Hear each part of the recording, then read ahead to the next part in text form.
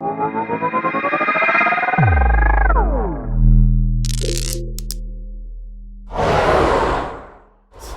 continue with our first panel. Coming right up, it's very relevant to what's happening in the markets. Do we dare speak about what's happening in the markets right now? At least we're together here at BlockDown in Croatia.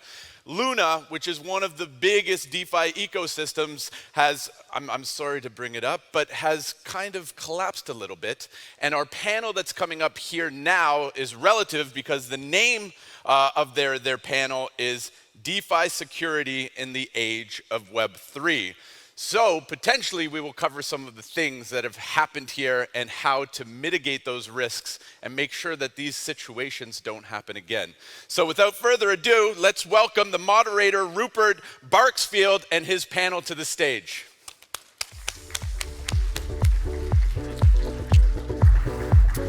Good morning. Hello, everybody. So, thank you very much for making it out this morning. We all get up onto to stage. All comfortable, guys? Yeah, lovely. Cool. So this morning we wanted to talk to you a little bit more about DeFi security and Web3 and all of those good buzzwords that we like to throw out here in the industry. Just a little bit of background on me. I'm Rupert from Amulet. We're a DeFi insurance protocol in the space, but I've got the lovely responsibility of moderating this panel. So it's not about unnecessarily our individual projects, but I'm sure you'll all like to learn a little bit more about those as we carry on talking. I'd like to introduce the rest of the people that are here. I'm going to start with Jesse. Can you give us a little rundown on you? Yeah, of course. So about 6 years ago, I started a company called Effect Network, which is basically a freelance platform, decentralized freelance platform, where people can do little tasks and get paid in cryptocurrency straight away. And from the start, we already started onboarding a lot of thousands of people that are really new into cryptocurrency. And we struggled a lot with, we've developed many DeFi and DAO and smart contracts on our platform over the years on several blockchains, including Neo, EOS, Ethereum, Solana.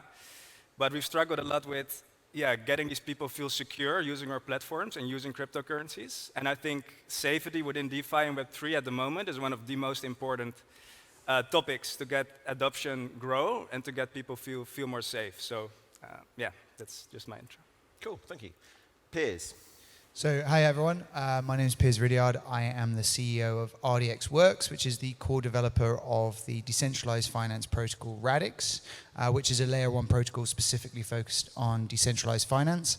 And one of the things that we sort of believe very strongly about the problems with security and smart contracts today is also around, if you go very low level, how code is executed and the paradigm in which you program smart contracts in the first place, which creates a lot of these security issues, a lot of these security holes that we're seeing as a result of hacks and stuff like that. So we've spent a long time, Radix has been in development for 8 years, we've spent a long time on sort of the really low level stuff to make it easier to build secure, safe DeFi for developers and not get all of these errors. Awesome, thank you. Marina. Hi everyone, my name is Marina and I'm head of growth at Nimtech and also a marketing and growth consultant. Talking about NIM, we are privacy tech, so it's kind of connected to security as well, as these two industries go together. To tell you briefly, the project we have is a bit technical, but explaining in easy words, for example, to protect yourself online, right now you're using VPN. In order to protect your traffic, but it's proven to be super unsecure and traceable. To make yourself more secure, normally you use Tor and you hope that nobody sees what you're doing online. Well, that's not actually true because FBI and special forces still can track you down. So what NIM built is a unique technology of MixNet and make your communication online absolutely anonymous. Thank you very much. AJ. Why do you call me AJ? Your new title, sorry, forgive me. Hey everyone. My name is Andrija Radica. I'm actually a local, I'm from Split. And I'm a DApp developer at Virtual Art Systems and Integrations, or VASI for short. So I code smart contracts and do web3 or wallet integrations. And virtual art systems integrations is an all-encompassing platform that allows artists, musicians, or businesses to launch their own NFTs through our platform, so they don't have to worry about all the technical details.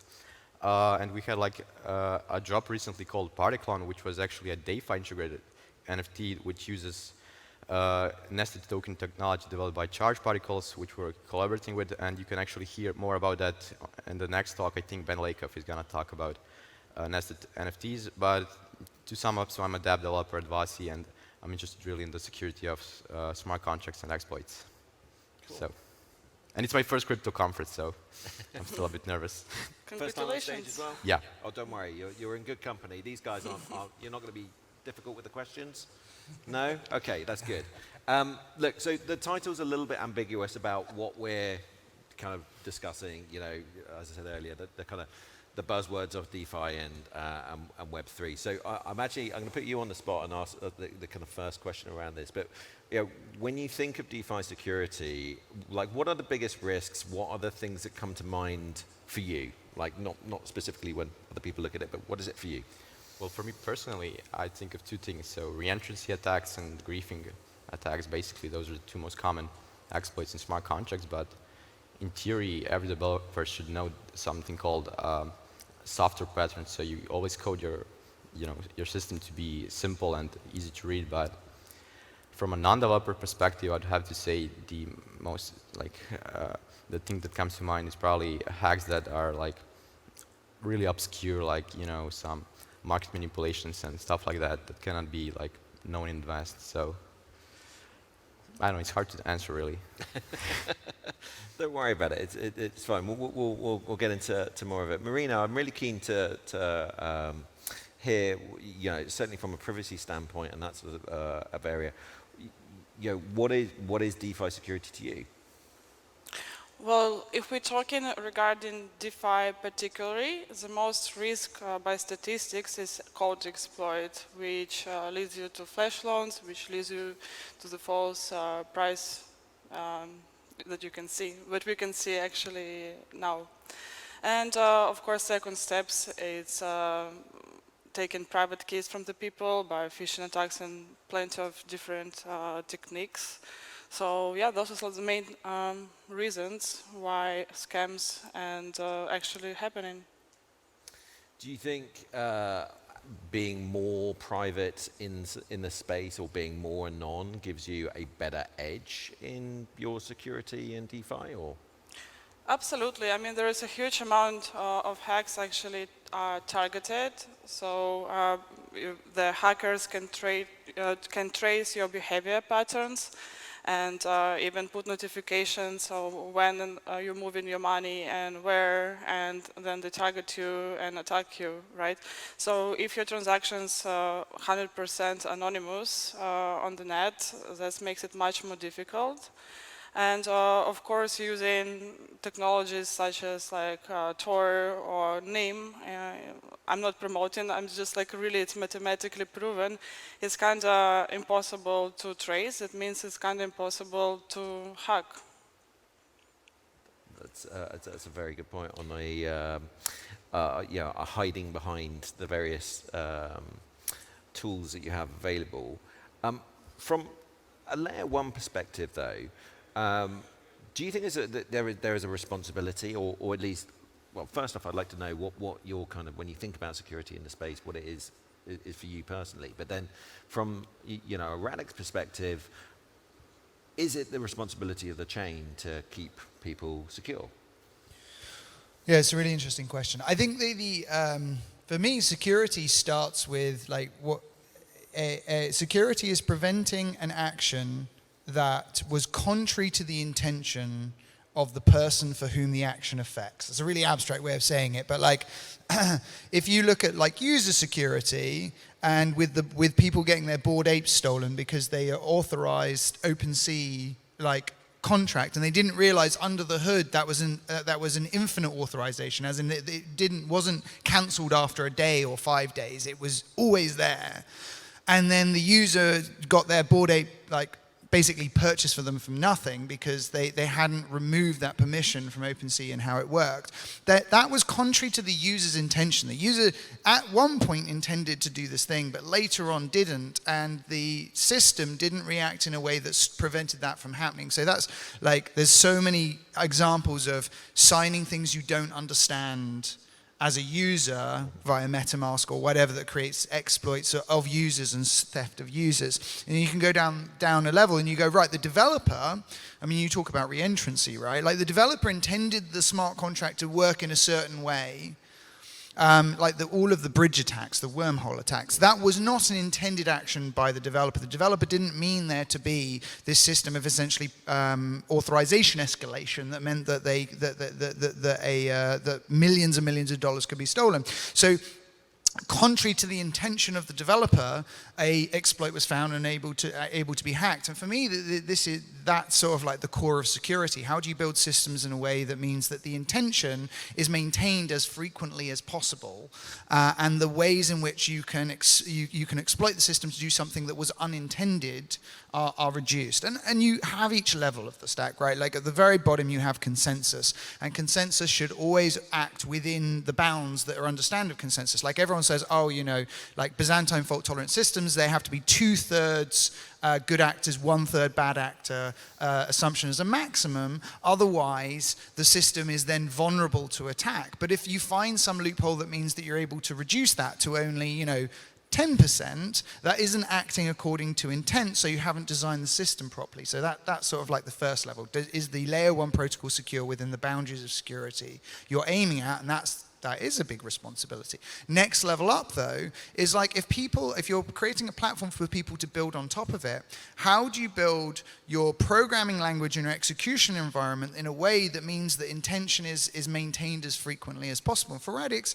there's 2 levels to this. One is assets on Radix are a underlying feature of the ledger in which assets are defined in finite state machines. So instead of a fully Turing complete execution environment to define what an asset is, you have a finite state machine, which I often compare to like Pokemon, right? You can, like, Pikachu can only go up 1 level. He can't go up 5 levels. And if he's fainted because he was in a fight, he can't evolve until he unfaints, right? These are finite state machines, and like traffic lights are finite state machines, and like nuclear control systems are finite state machines. So you can make very secure execution systems that make it very hard to make it do something else that you don't want it to.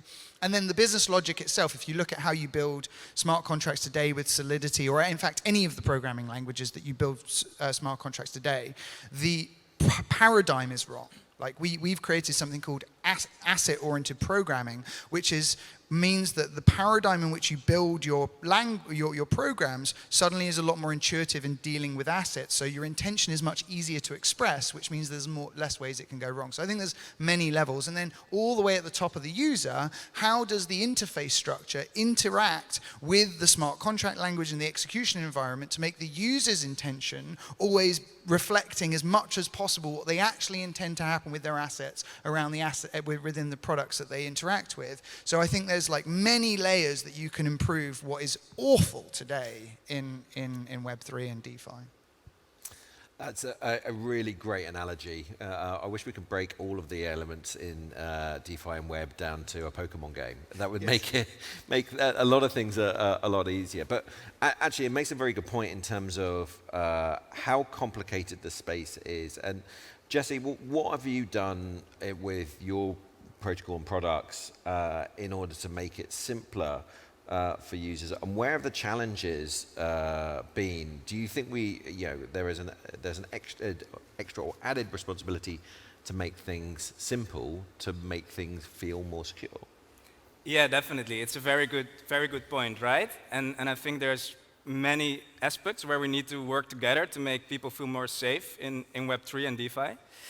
I think that's what Piers just mentioned as well, is like we need to have a more secure way for people to build smart contracts, a more safe system, and also a better way for companies to audit it in a safe way and make that layer more secure, because that's like the fundamental part. But like I think connected to that, and that's where we're more working at the moment, is that when you've written the code and it's safe and your smart contract's safe, like say that's all perfect, there's a lot coming after that, right? Before the end user actually uses it. And I think that, yeah, we also have to improve a lot there.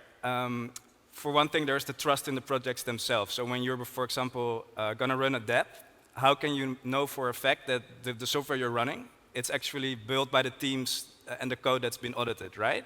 So the trust there, I think we can improve on as well. So at Nosana, what we're doing is we're basically creating some products that basically create an audit trail on the blockchain from source code to the deployment. It's basically like a super green check mark, so you know the app I'm running is secure. Like even me personally, when I go into Uniswap and have to do like a big transaction there, I'm terrified, you know? It's like, how do I know I'm on the right website? Did I not get phished anywhere? Did nothing go wrong? And I'm like a veteran in making these products, right? But even I'm like quite nervous doing these things. So I think there we need to improve a lot. And even after that, there's like, we have to provide people, users, with the right tools to manage their private keys. So at the moment, the private-public key pair that many people use is quite not super secure, right? It's quite easy to slip up and you lose everything. You lose your savings, you lose your funds if you lose your private key. So I think, yeah, there's a big improvement we have to build together as a space in getting the standard right and educating people how to use smart contracts, how to keep your funds secure, like multi-sig and all that stuff should be like de facto, I think, for end users in an easy way. So it goes all across the, yeah. Well, I 100% agree with you. Like, everything should be done in an easy way. But and I'm happy for anybody to take this one. We have created an industry that is so overly complicated that there is such a high barrier to entry for start. Just to, let's do something easy. Let's say buy Bitcoin, right? Basic entry point. It is already so complicated to do that. Just to download an app, go through the KYC, if you're going through a centralized way. If you're going the decentralized route, it's even more complicated. Where are we, how do we make that jump to try and make things a little bit more simpler? Is it just a case of UX, UI? Is it a case of more tech in the back end? You're gonna? I mean, we should not forget that mainstream people, the majority of normal people, for them it's complicated, first of all, from the user experience perspective. Sometimes you open an app and, like, I mean, if I give it to my mom, right, it's confusing even where to click. So UX definitely have to be improved. And another thing, like, everyone have to understand that crypto investment is the same as you would, for example, get into equity investment. You have to research where you put in money. And even if the project is perfect, with a perfect smart contract, there can be clones, right? Which is absolutely normal practice everywhere. So people have, you know, spent at least 15 minutes to see if this project at least real, if this Telegram channel of the project is real, after it will be already preventing quite lots of hacks, right, of scam victims. Another thing, I mean, like in the normal industry, there are some things that you just cannot stop. Like they exist always and they will be existing. But education, people have to be educated how to do due diligence, how to research things, and make it as simple as possible. I mean, why Apple got so successful? Because they make it simple, because user experience was super perfect. So that have to be implemented in Web3 as well. Again, that's a really excellent point on Apple and a great analogy. The difference that we have, of course, is that Apple is an extremely centralized, extremely controlled, extremely private company. I mean, they have huge penalties involved if you leak any information, and it's got, you know, fines back to you unless they're intentionally leaking it, which of course is another part of their strategy. I mean, look, do you think that there's ever an opportunity for... Can I fight you on that one? Oh, yeah. I want to fight you on that one. Absolutely, please. Okay, so let's open it up. What we're describing is like, the reason I love internet history is because you can just look to the internet and be like, so much of the stuff has happened before, right? Yeah. Like, I always say this, people forget how much of a burden, how hard it was to get people online. right? Because people didn't have computers and they had a telephone. And if you wanted to install a modem, you had to pay an engineer to come out, a lot of money, to then give up your telephone line so that you could get online. But your telephone was the main way that you got in contact with people. And then you had to use this weird thing called a modem, which was completely unintuitive to use. And then you had to use this computer. And then this thing that no one had ever heard of called a browser, which gave people the terror of the white space because there wasn't Google, so you couldn't search for things. Where'd you go? And like CompuServe. CompuServe. People went to CompuServe. Obviously, That or was the- Usenet, or like digital popcorn or whatever. And so like people created these little wall gardens like AOL, and like people just lived happily in these little wall gardens in AOL. But eventually the user experience of the internet caught up, and we had the Netscape Navigator moment, which was the first moment in which the semantic web sort of became useful. And so like the user, like I can point to individual websites and say, well, this UX, UI is shit. But I can also point to individual websites and say it's amazing. What is important is the open platform for competition that exists of the internet that meant that was an emergent property of the system. So like, yes, Apple does great things as a centralized entity, but if you have a sufficiently open, decentralized space in which people can iterate and compete, you also end up getting to some amazing things as well.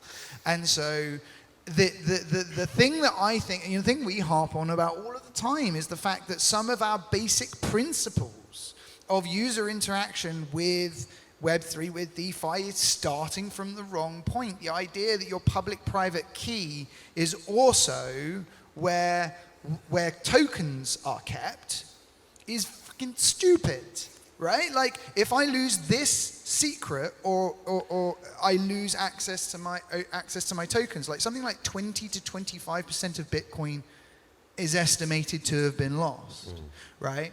And like, we have smart contracts now. Why haven't we made accounts smart contracts? And some people have tried this, right? Like Argent is a great example of that. But if you separate the concept of a public-private key pair from an account, and you say, well, all money lives on an account, and then if I have a public-private key pair, I can also add my phone as a second one. But my phone, I don't then have to extract the key, because I can just replace. If I lose my phone, I can just update it with another key pair that's a new one. Suddenly, it becomes a lot more user-friendly, because you're not saying to the user, if you lose your keys, then you have lost everything. And that's the most terrifying thing for most users' journey into crypto in the first place. So like, that barrier starts with that technology implementation we have chosen as the main user implementation, which I think is wrong. But I think that the fact that this is an open platform in which competition can exist will mean that we will iterate towards better and better user experiences. But isn't the openness an exploitable opportunity as well? And look, guys, I just want to reiterate, just because he's ginger and the loudest here, please do challenge this one. You know, we live in a space, we've got, we're writing these smart contracts, we are open sourcing all the code, we're allowing forks to happen left, right, and center. Is that by having everything so open and so much competition, isn't that where the exploits are, you know, running rife? They're having the opportunity to spend time to analyze, to look for the exploits available, and then go for it. And they dive in. Jesse, have you got any thoughts? Yeah, good point. You hear it more often, right? It's two sides to it. So one thing, by making it open, you give hackers basically, you know, every information they need to figure out and find where it can be hacked and how to steal the funds. So you give them way more options. But I really strongly believe that open sourcing everything is the best way to go. It's like, it also gives the entire community and the users the ability to inspect what they're using and what's behind it. It gives external audit companies opportunities to audit software before they start using it. I think way more, the benefits way more outweigh the risks of hackers taking that. Also, I think the risks of hacker inspecting the code and finding something is you're not solving that by closed sourcing the code. In cryptography, like the basic of cryptography, there's like one big rule. It's like, that doesn't work, is security by obscurity. It means that by basically trying to hide your flaws and your bugs, it just takes longer for hackers to find it, but it's not solving the issue of having an insecure system. So you can better just open source everything, make it open, and make sure that the bugs are out of it, and it's not going to be hacked, and have good audits happening, than trying to sort of hide it, because at some point people will find it, and you create this fake sense of security, I think, if you start closed sourcing these tools. I totally agree with that. I mean, how we say trust but verify, and if the code is not open, how can you verify that the owners can be not very honest? But from another side, people can just copy and do something like you did. Clone it, basically. Steal your idea. Two sides of the medal. Thanks. From the developer standpoint, does open source make it a lot easier for you to see the potential exploits? Well, firstly, I learned most of my skills because code was open source. So on its own, it's really positive because there are going to be more developers that are going to have the opportunity to learn how to code. So I think it's really all about the reward. So if you have a bug bounty, how do you properly reward someone for finding something that could cost potentially millions of dollars in damages? So I think businesses should really, or companies in Web3 should invest more in proper audits, multiple audits. So if one firm says, yeah, we didn't find any exploits, I think we should just, make it like a competition between more auditors, between more people. So make it as competitive as possible, because I think competitive bug bounties are really the only solution we have right now. And I think it should be open source, like obfuscating code and hiding it. It's only like a half solution. It's not really a half measure. So I think it should be open source in the end. So on the note of bug bounties, we had a really kind of interesting chat on that yesterday on our panel, and about the idea that, if you want to do bug bounties properly, you've got to be paying a serious amount of money, right? It's got to be worthwhile. I mean, everyone's doing bug bounties. They don't necessarily know they are, but because it's DeFi and it's real money, if you're not doing one type of bug bounty, you're still doing the other type of bug bounty. Which is another reason that open source is great, right? Yeah. If you haven't done a bug bounty, but you've open sourced your code and you've put money in it, there's a reason to try and hack it. And if someone hacks it, they space learn. Sorry, carry on. Yeah, and I think, for example, when it's open source and people will find bugs in smart contracts, right? And actually a lot of people have reached out to me, hackers, saying, hey, there is an issue with your system or whatever. Actually, even a quite significant one recently. And then, of course, we pay them we reward them for it, right? We don't have a public bug bounty for it, but anyone that finds any security issues, please, report it, and you get rewarded for it. I think that's sort of common in the space. Actually, I was going to ask you, Jesse, how do you safely disclose a hack? So I think there was a case where someone basically blackmailed OpenSea. They said, we found a serious issue in your smart contracts and we want $1 million. So how do you prove you found an exploit without revealing the exploit so they could patch it without paying out the reward? So what's the safest way to disclose a bug to a company? Good question. So it's best if I think behind the scenes you can figure it out with the one reporting the bug and you fix it without people getting hurt, right? That's the ideal case. If the bug bounty person already goes public with, hey, I found this, it's super hurtful for the ecosystem. He's trying to leverage probably his hand and his proposition and try to get more reward for it. It's very difficult. It's a negotiation, right? So it needs the guy that found the bug wants as much as he can reward-wise, and the project doesn't want to get any reputation damage, and of course wants to lose any funds of users. So it's a negotiation, I think, and you see it happen often. Even people, hacking a smart contract, and then afterwards trying to we can return half of the funds if it's okay with the project, so we don't get prosecuted. You see that happen a lot as well. Yeah, it's a hard situation, I think. You mentioned the point about the upgradable contracts. I'd love to know, from your personal perspectives, is that a good thing for the space to have upgradable contracts, or a bad thing? Once it's logged, it should be logged. But there are these potential bugs and exploits and all the rest of it. The other issue that we have with upgradable contracts is that big auditors come in, they audit the contract that they're given. They won't necessarily continue to audit the same contract. So if it's upgraded after the fact, how can people feel safe? How can they feel secure when interacting with a DeFi protocol? A really good question. I think most importantly, upgrades I think are important. Smart contracts should be upgradable. Nowadays with Ethereum, it's quite common to have these proxies, so you can like upgrade your contracts through this proxy system. They should happen in public, I think. So they should be discussed by the community, and somehow like you have more and more DAOs, and we have a DAO at Effect as well, where basically the community has to vote for smart contract updates, or they don't happen. So we have that system, which makes it way more transparent. There's always the security issue with the audits. I think with audits it's tricky because they're always very specific for a certain situation, like all the the properties of that audit are like specifically for this token ERC20 and not ERC777, or like there's always these really specific elements to it. So when you change a few things, the audit might not be applicable anymore, and that's a huge issue.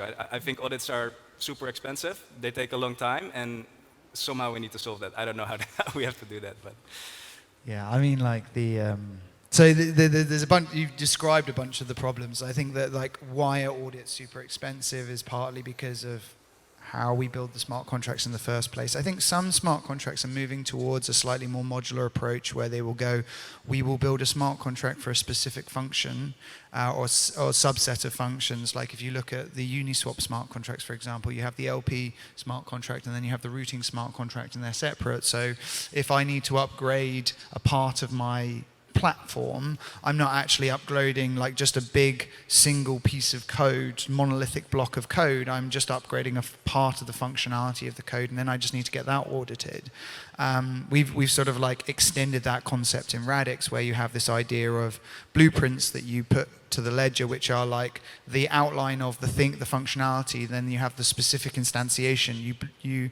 You audit the blueprint, which means that every instantiation is secure, but then you use those components to create dApps so that you can then go, okay, well, we need to upgrade this component, so we're going to do a couple of things on this blueprint, but if we then reinstantiate the whole application, you're actually only a very small subset of it needed auditing, and you have a log of being able to see, well, everything else is already audited and functioning correctly on the previous one. It's going to continue to function correctly on the new one. So I think with audit, like to reduce cost of audit, to increase speed of turnaround, thinking of modularity of how you build functionality in code, and focusing on making sure that you're just auditing the bit that's necessary and everything else can be proven to be static, you can end up having much more secure smart contracts that can be turned around and updated in a secure way without it costing loads of money. You mentioned modular contracts. I just wanted to add quickly. So another advantage of upgradable contracts is something called the Diamond standard, because Ethereum actually has a limitation. You cannot deploy a contract, I think, larger than 24 kilobytes in size or something. So a Diamond contract really allows you to take multiple smart contracts and use them as one big one. So from a dev standpoint, it's absolutely necessary if you want to write larger programs, larger code. So it's a must-have for devs. So. Right, but then the other thing you need for that is greater scalability of the underlying ledger, because one of the reasons that people are moving back to to monolithic blocks is because they're trying to optimize for gas, because the underlying layer isn't scalable enough. So you have that fight as well. But talking about audits, how do you also trust if the company who audits you is good? You took the question out of my my mouth.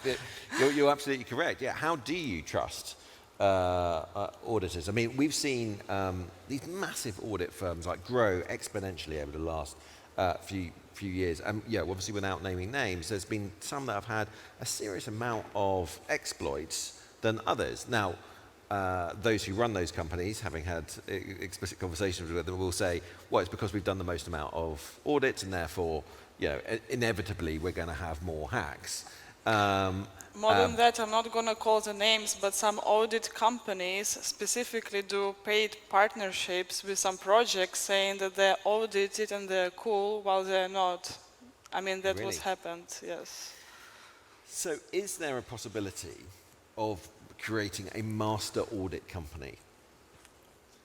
I mean, that's just centralization by a different form, isn't it?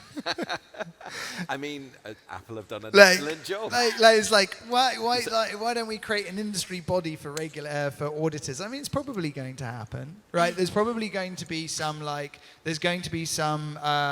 of ethics.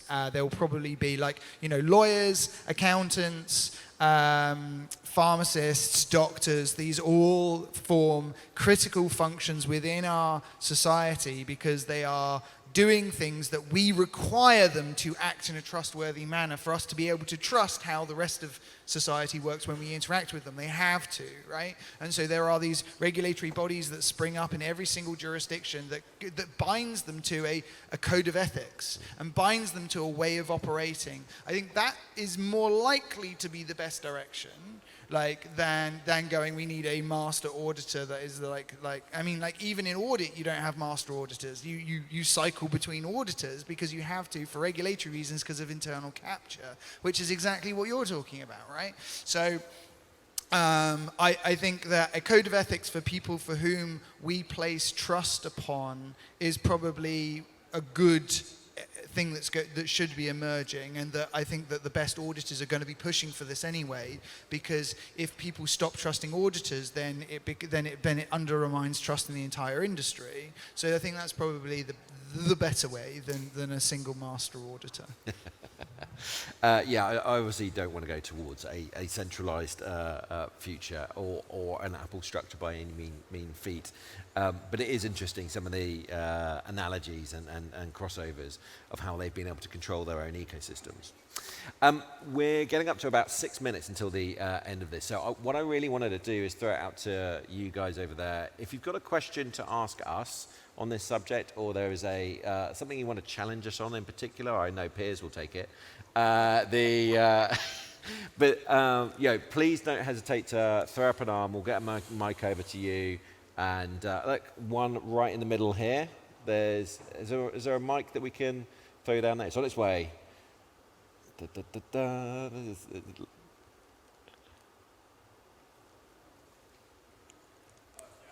Oh, and he's got to get back to the sound desk to turn it on now. Can you guys hear me? There we go, we can. Just kind of building on top of what you guys finished off with the idea of trustless. Ideally, in a smart contract, it should be trustless. You don't have to verify because you can essentially trust a smart contract that your money won't get rugged or hacked or anything.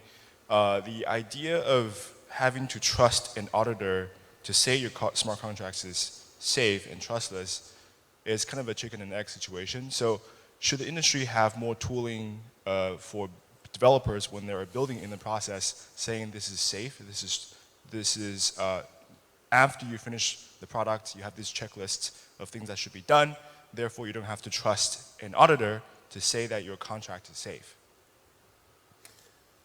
So if I understand that the question is essentially around, should developers be responsible for their own code to then pass off to an auditor? No, what I'm saying is, should we be trusting auditors to say your smart contract is safe when we can actually build tools around identifying your code? Because it's very simple. It's either exploitable or it's not. In code, it's very logical, right? Is the auditor redundant then? Yes, exactly. Should we trust people to say that your smart contract should be trustworthy and trustless? I'm going to take it from you first, because you are the actual developer. I mean, I think there's only so much static code analysis can get you, because the real hacks are like really creative, and I don't think there's ever going to be a way to automate the entire process. So sure, I think there are some things you could probably automate, test it, unit test and write some cases, but I mean, real hacks are like really beautiful. Like, I always admired how did someone even think of doing this? So I think we're still gonna have to rely on human brains to actually come up with creative solutions, how to hack something, how to prevent a hack. So I mean, I really have no idea how I would even, maybe if coding contract itself was easier, so maybe if we had like low-code solutions, which low-code was really popular among businesses because it allowed business people to write code without actually writing code, by just drawing diagrams and just using, connecting dots and creating programs using visual languages. So maybe simple contracts you could, but when it comes to more advanced contracts, especially modular contracts, I don't think there's ever going to be a way to use an automated system to verify them. But maybe someone else has a better idea. Yeah, just to add quickly to that, so I think that's right, and also writing smart contracts are normally pretty simple, but still writing a secure smart contract is extremely hard for some reason. It's quite stupid, but if you're a sane developer, I think once you've done writing it and you're sure it's secure, which of course you have all your checklists and you look at all the common exploits and you verify it and you let team members check it, you still want to have an audit company audit it because there's no harm done. The more audits, the better, I would say. And also, yeah, if you look at the TVL locked in some of these simple contracts, it's insane, right? So you don't want to like cut expenses and you want to make sure it's secure. So I would say audits are mandatory anyways. Even if we improve the tools to build secure smart contracts and whatever, yeah, audits are necessary, I think. We've got a question coming from over here. If we can run. Yeah, so on the topic of trustlessness in smart contracts or in code in general, for example, in ERC20s or in CW20s, so token standards, there's an admin who has certain possibilities to change things or the state of the contract to maybe make it less trustless than a user would assume. And also it's a possibility for a chain, for example, to launch different code than they have in their open source library. And it would be very hard for a user to actually verify that what is being processed is actually the code they can see. So how do you go over this barrier where you can actually fully verify and trust that what is happening on chain is what is also listed somewhere in a code library or what they're saying is going on? So it's really difficult to hear the questions up here on stage, so forgive me. I'm just going to try and paraphrase that one. How do we enable the user to essentially know that something is audited and safe? I think, and also then that it's actually deployed on chain, right? So the code, the bytecode on chain, that it actually originates from the source code that's been audited. Yeah, so let's say you would deploy a token and there is a certain standard on this chain. You can assume that they use this standard, but they could have also just altered small admin things and you would never be able to actually know if they can stop transfers or do things like that. If it's not in their, basically their open source library doesn't have to be the code that's actually living on chain. So how do you remove this trustless barrier where you still, basically you still trust the admin to do what is listed in the GitHub? Yeah. Who wants to take it? You going to take it, Jesse? Yeah, I would like to take that. I think it's a really important problem, and I think it's something that's not solved at the moment. The thing that comes closest is nowadays within either scan or SolScan, you have these verified contract marks. So basically the developers, they deploy their contract, then they give their source code to, for example, either scan, they compile it and they check if the bytecode is the same, right? So then you can see if the source code matches. It's still like it's a central entity right now, Etherscan doing that verification, and it only works for smart contracts. So it doesn't work for front ends or for back ends or for different parts of the stack. Wallets, for example, binaries downloaded, such as Electrum, the biggest Bitcoin wallet. So I think it's a massive issue, and at Nosana we're trying to solve this by making complete audit trails. We're basically a crowd computing engine where basically communities can contribute their compute power to our network. And basically the communities and the users will, in their own devices, on their laptops and iPhones, compile the code and check if it verifies with the source code.